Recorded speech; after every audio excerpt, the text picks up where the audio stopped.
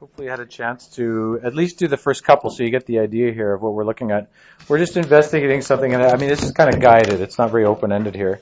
But if you try all those expressions and then as well as log of 24 on your calculator, you can either do them each separately and then check. So if you did log of 12 and you did log of 2, if you add those two numbers together, so you can do it like this, or you can just punch the numbers in, you get 1.38. Big deal, right? But then if you do log of 6 and you add log of 4, it's also 1.38. If you do log of 8 plus log of 3, gives you that same number. And then if you just do log of 24, you get 1.38. Some of you I noticed had some pretty tricky ones there for the other, created at least two other expressions here. Some of you had things like log of 48 plus log of a half, 0.5. That one works as well. What's true about all the pairs of numbers we have there? I'm going to go back to here for a second. What's true about all those, including this one, log of 48 plus log of 0.5? 12 and 2, 6 and 4, 8 and 3, 48 and 0.5. How do they all relate to 24 here? This is a single logarithm here. Yeah, they relate by multiplication, right? If we want to write it with specific numbers here, log of 12 plus log of 2 equals log of 24. So the rule that always happens here is,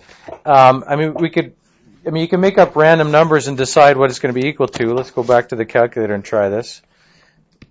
If I just put in log of 7 and I add that to log 3, it's some strange number. Well, what single logarithm is equal to that?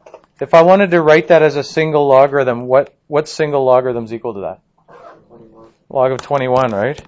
If you're adding logarithms, it's the same as multiplying the numbers. Adding logarithms is the equivalent of multiplying. You actually learned a rule in grade 9. You didn't know anything about logarithms, but this is very related to. Okay, that's the same number.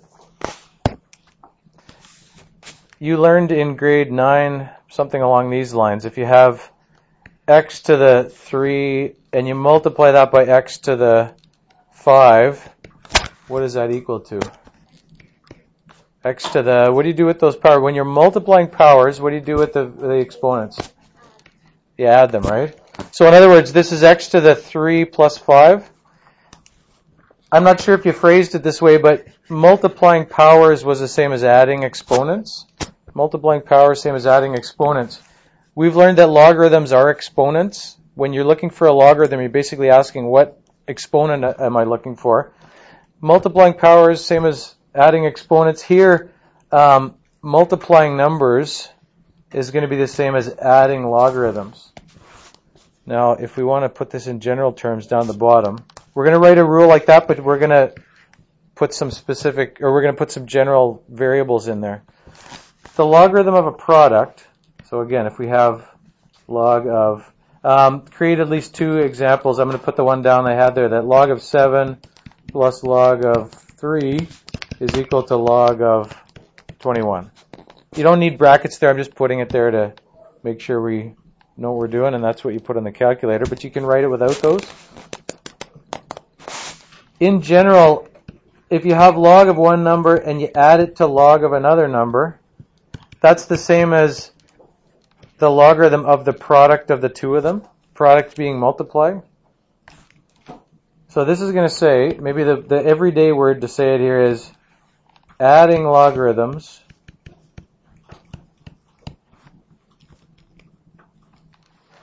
is equivalent to multiplying numbers. Okay, so adding logarithms is equivalent to multiplying. If you're trying to fill in the blanks up here, the logarithm of a product just means answer when you're multiplying. the logarithm of a product, which is what we have over here, logarithm of a product, is equivalent to the something of the individual logarithms. So you got the two individual logarithms over here, and you have the logarithm of a product here. The logarithm of product is equal to the sum of the individual logarithms. You add them, right? Adding log, same as multiplying the numbers first. This is a rule worth remembering, but also, you can memorize it, but you should also understand what it means. You're gonna work with it in a minute here, but let's develop the other one first. Now, hopefully, maybe if you weren't sure where we were going with this, you didn't get a chance to do the quotient law here. But it's the same kind of idea here. If you take these two things here, log of 48 minus log 8, now we're subtracting, right? And we're going to try and see if this is the same as this. So if you're all pretty logical people, and I think you can pretty much predict this, especially since it's called the quotient law, if you know what quotient means. The quotient is answer when you're dividing. Pretty quickly here, you're going to find, or hopefully you did find, that log of 48 minus log 8 is equal to log of 6, or any of those other ones as well. Any of those equals log 6.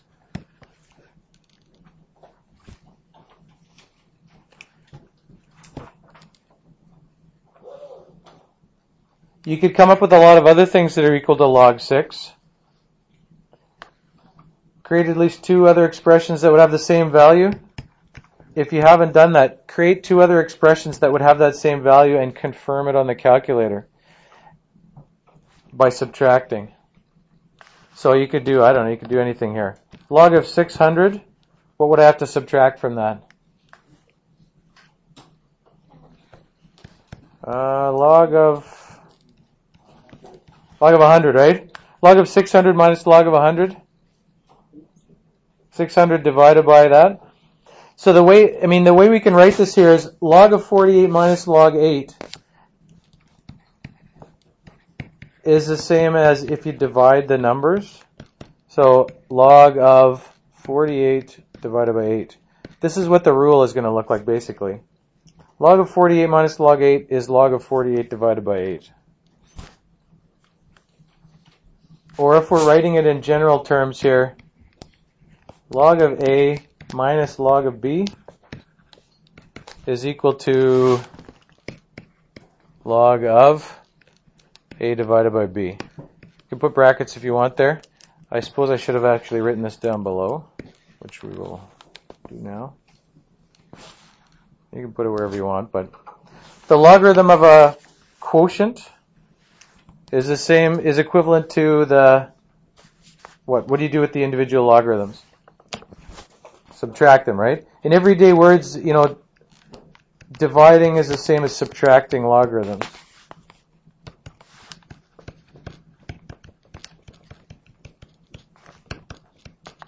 Now, it's not dividing logarithms is the same as subtracting logarithms. It's dividing the numbers, first.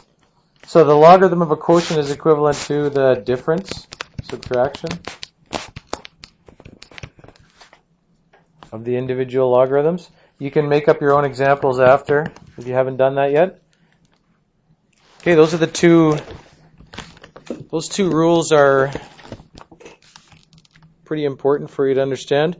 The third one is a little bit, maybe slightly more difficult to see. I'm not sure if you managed to get it or not. I'm going to stop this and